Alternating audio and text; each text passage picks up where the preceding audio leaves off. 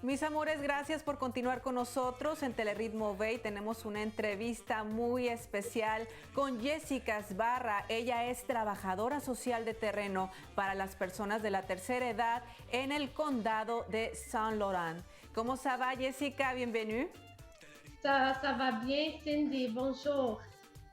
Je suis super contente de parler avec toi. Moi aussi, merci beaucoup pour me donner ce temps précieux pour parler justement de mon travail en tant que travailleuse de milieu et aussi sur les enjeux qui touchent nos aînés. Bien sûr. Alors, Mabel, parlez-moi de toi, Jessica. Donc, mon nom est Jessica Sbarra. Je suis travailleuse de milieu pour les aînés dans l'arrondissement de Saint-Laurent depuis 9 ans. Ça fait 14 ans que je travaille dans le domaine de la gériatrie auprès des aînés. J'ai 2 bacs, dont un en travail social et en sociologie.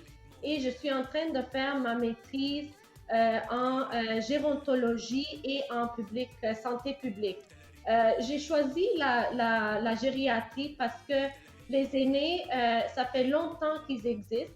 Ils ont contribué et ils continuent à contribuer encore aujourd'hui de différentes façons dans la société. Et souvent, les aînés, ils ne connaissent pas leurs droits. Parfois, ils ne savent pas comment se défendre. Et donc, pour moi, c'est très important que les aînés, on parle de bien vieillir. Alors, c'est très important pour moi que les aînés, ils vieillissent bien, qu'ils sont respectés et qu'ils savent comment se défendre.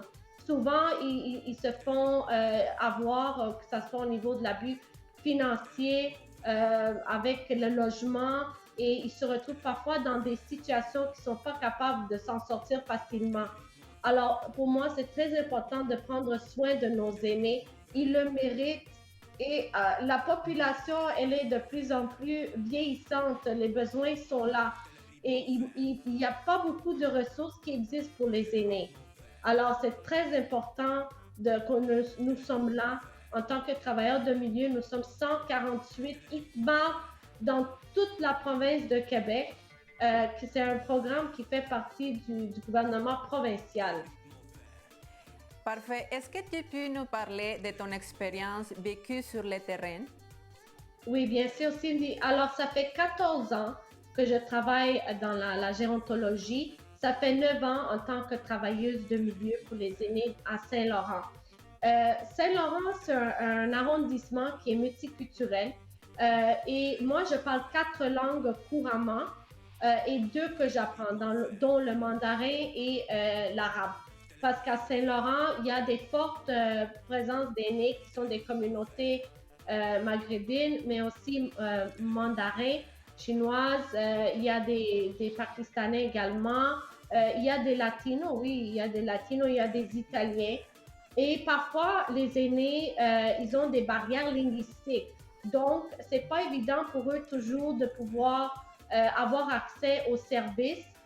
Et moi, mon rôle en tant que travailleuse de milieu, c'est de les rencontrer dans leur milieu de vie qu'ils fréquentent, dont les parcs, les centres d'achat, les rues, dans les organismes, les résidences, les HLM, pour les informer sur les services qui existent à Saint-Laurent et aussi pour les accompagner dans leur démarche, les écouter. Parfois, les aînés, ils ne connaissent pas les ressources. Et donc, parce qu'ils ne connaissent pas les ressources, ils ne peuvent pas toujours aller vers ces services-là pour les aider. Et vraiment, la pandémie a énormément touché les aînés, autant avant, pendant et après. L'isolement, c'est un des enjeux qui est vraiment très, très important, qui est très présent. Et si l'isolement social si c'est ignoré, ça peut avoir des conséquences néfastes sur la santé des aînés, surtout au niveau de la santé mentale et aussi la santé physique. Alors, moi, je rencontre beaucoup d'aînés chaque jour. Je suis bien connue partout dans les milieux de vie. Et mon but, c'est de briser leur isolement et de réduire l'exclusion sociale. Alors, c'est très important d'aider les aînés. Et vraiment, c'est pas facile vieillir. Alors, s'il manque les infrastructures, parce qu'il y a des places qui ne sont pas adaptées aux aînés, c'est difficile pour ces aînés-là de bien vieillir avec dignité et de pouvoir rester le plus longtemps possible chez eux. Alors, vraiment, le gouvernement, il fait un excellent travail pour aider les aînés, mais il manque beaucoup de travail encore à faire. Quels sont les enjeux qui touchent plus souvent les aînés? Alors, il y a l'isolement, premièrement. Donc, pendant la pandémie, l'isolement existait toujours. Mais pendant la pandémie, le cas des aînés que j'ai eu qui ont été isolés, ça a quadruplé.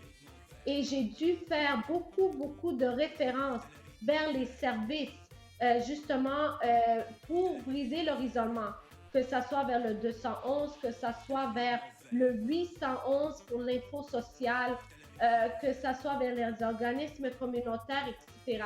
L'isolement, c'est très présent. Et comme je l'ai mentionné tout à l'heure, si on ne répond pas à ce besoin, à cet enjeu-là, ça va avoir des graves conséquences pour les aînés. Il y a beaucoup de facteurs de risque qui amènent à l'isolement. Par exemple, si l'aîné est en précarité financière, s'il y a la barrière linguistique, si l'aîné ne connaît pas les ressources, ils ont un réseau social limité, restreint. C'est important d'identifier ces facteurs de risque-là pour pouvoir aider ces aînés-là. Mais aussi l'aîné, par exemple, l'isolement, il est perçu différemment d'une culture à l'autre. Donc, il y a la solitude qui peut être volontaire, mais l'isolement, souvent, c'est des conséquences de la vie de l'aîné, que ce soit au niveau de la santé. Si l'aîné a des problèmes de santé, ils sont en perte d'autonomie, ils n'ont pas, ils n'ont pas l'accès au transport, ben, ils sont éloignés des ressources, ils habitent loin des ressources, ben, c'est sûr que ça peut amener à l'isolement. Alors,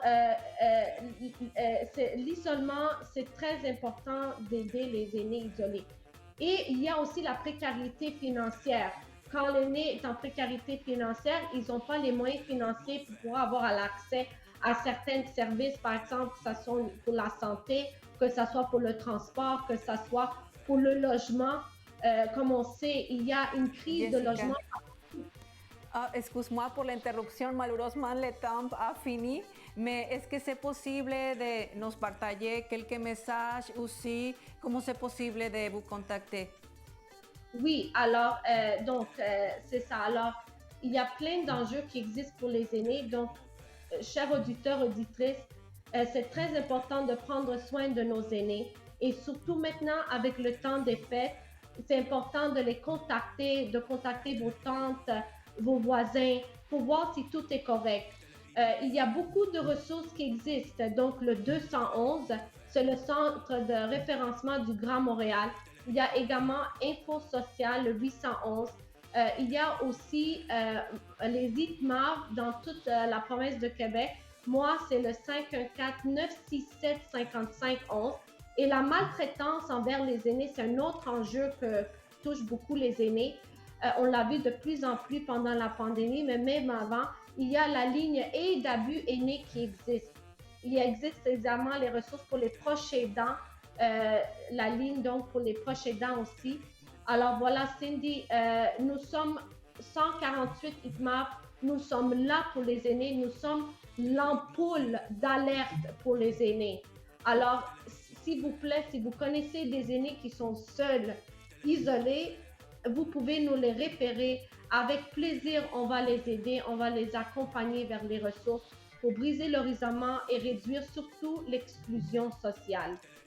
Jessica, merci beaucoup por el mensaje vraiment profund. Es hermoso cómo estás cuidando a todas esas personas que están aisladas y que necesitan tanto de nosotros, que en algún momento ellos nos ayudaron y ahora nosotros tenemos esa responsabilidad social de ayudar a ellos que fueron nuestros padres, nuestros abuelos y que tienen tanto amor que darnos. Jessica, eres puro amor. Gracias y hasta la próxima. Merci beaucoup, Cindy. Merci. Et joyeuses fêtes à tout le monde. tout le meilleur pour 2023. Merci beaucoup. Merci. ¿Qué le pareció, señora, señor, este mensaje tan hermoso? Hay que cuidar a las personas de la tercera edad, ya lo saben, hay que comunicarnos con ella si conocemos a alguien que necesita estas atenciones. Vámonos a un corte, volvemos.